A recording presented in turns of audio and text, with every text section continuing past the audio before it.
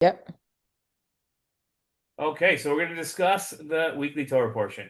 And the weekly Torah portion that we're going to discuss is Nitzavim, which is, we're ending the year, and this is the end of the Torah. So discuss Nitzavim. I'm with Leah. Leah, can you tell us a little about yourself? Hi. Okay, my name is Leah Bahar. I live in Hollywood, Florida. Born and raised here, and I did not grow up religious. I became religious later in life.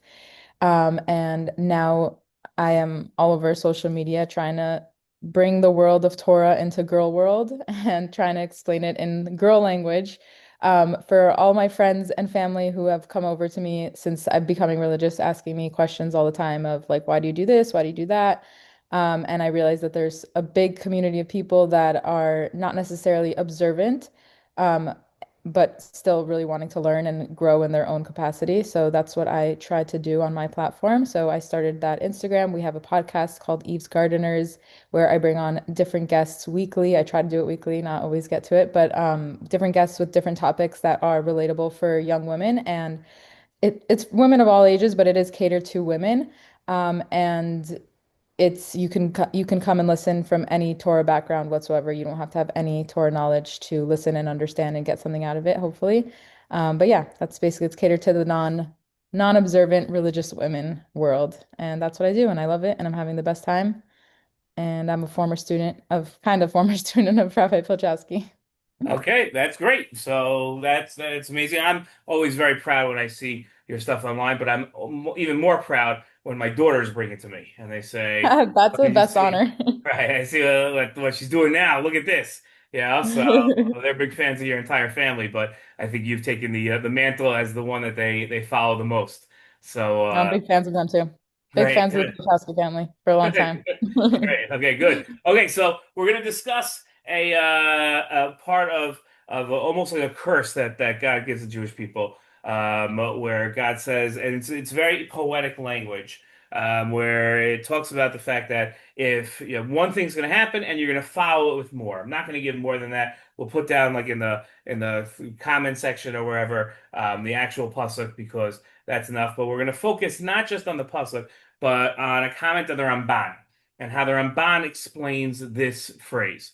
And the way the Ramban talks about it, this is like what I think is such a fascinating comment, or drew my attention. And when I gave Leah the options of different things that from the Torah portion, what she thought is, she said this is the what interested her the most, which is the idea that desire, ta'ava, follows and grows stronger into like areas you would never imagine. And that when you give into your taiva, when you give into your desire, so you're not just giving into that one desire, but you're setting yourself on a path for giving into even more and more desires after that. Leah, why did you find that so fascinating? Okay, so from the list, I don't know. I found that really relatable, honestly. The fact of like, when you go into like your desire and you think, okay, this is gonna like satiate it and then I'm gonna get it out of my system. But instead, and often like especially because I'm so involved in like the social media world now today, you could see that the opposite is true. That like the more you immerse yourself in the negativities of social media or whatever it is, because obviously there's so much negative stuff that you can get yourself into there, the worse it gets and the more you want to go onto it. And like I'm at a stage right now where that's where I'm trying to like get past that and not be like this addicted person to my phone all day.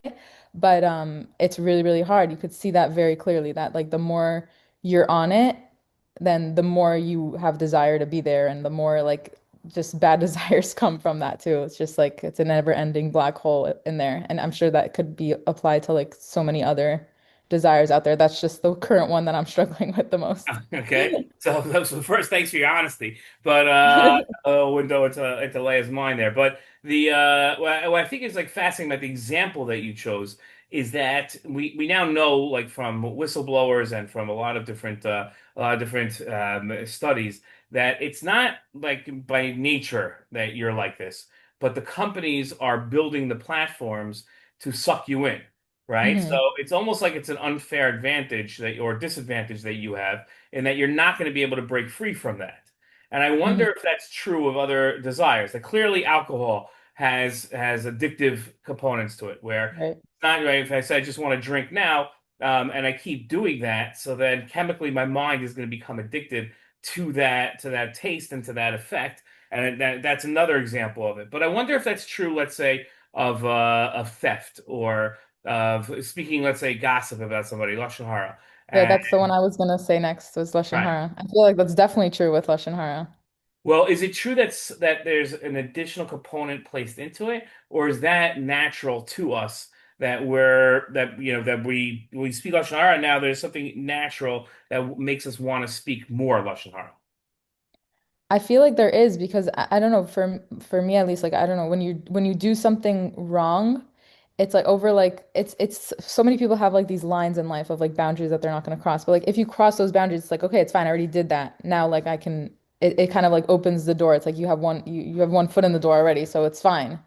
Interesting. And then it's a very dangerous place to be in. And I feel like if you're talking lashon hara, or even if you're not talking, like if you're just like I'm not going to talk it, I'm just going to listen to it. Then like, or I'm not going to talk about real people, I'm just going to listen to reality TV and talk about those people or talk about the characters in a show. It's like all of a sudden now that's always in your orbit is like talking about people. Eventually, like you're going to break and fall into that too. It's just like I feel like that is a very human way of like behaving.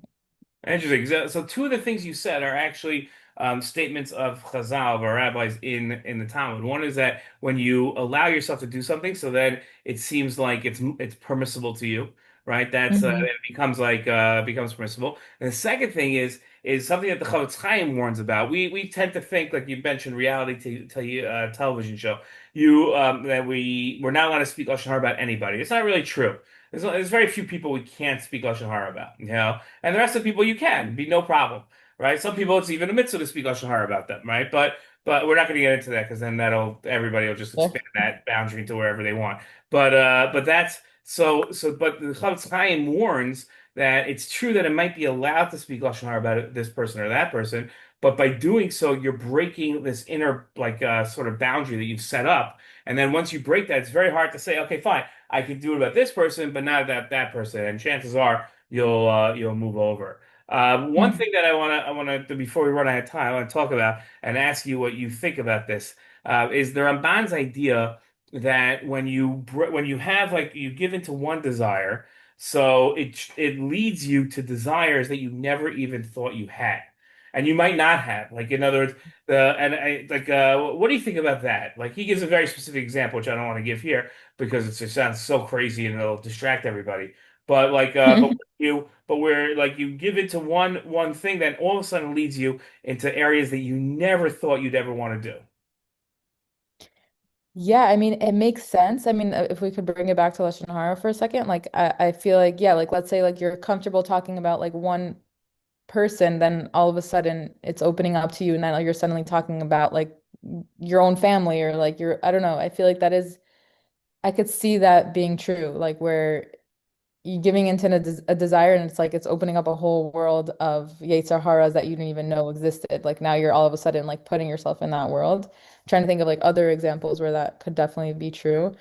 Even like let's say giving into desires of like hanging out with the wrong people or whatever, and then all of a sudden like you end up like at a bar that you shouldn't be at or a certain part of town that you never thought you should be at. Now you have desires for other things that you never would have thought you had. I don't know.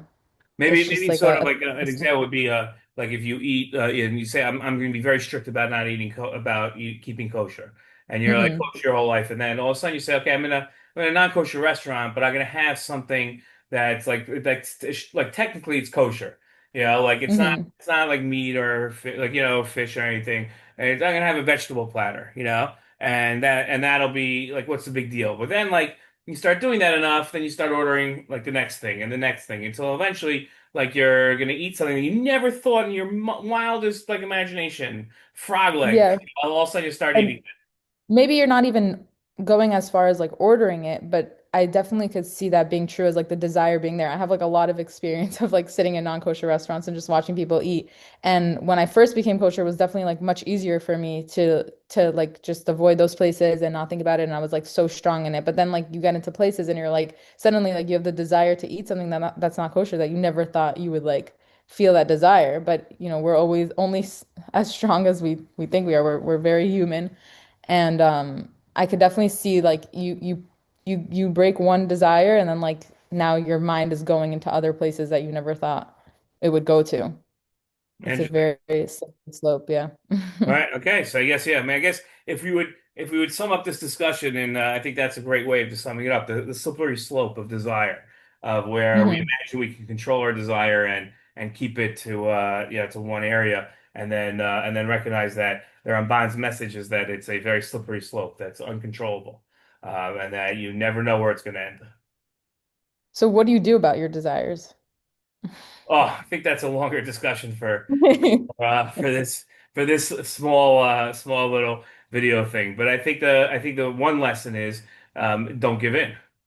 You know, like Hmm. Judaism doesn't believe in aesthetic lifestyles where we don't enjoy things, right? That's Right. not how Judaism looks at things. But at the same time, Judaism very strongly believes, especially Torah Judaism, in channeling desire. In other words, using it. There's nothing that we say like, that's taboo. Taboo is not a concept in Judaism. So what we do though is say, okay, this thing is permissible just only in the following ways, right? So yeah, Right. and then that's how Judaism deals with desire in a healthy way. Yeah, that's the idea. Okay, Leah, it's been wonderful. So Thank you. That yeah, great, great way to appreciate start the my day. fact that yeah you did this, and let's we'll keep this going. Okay, thanks so much. Yeah, excited to see the video.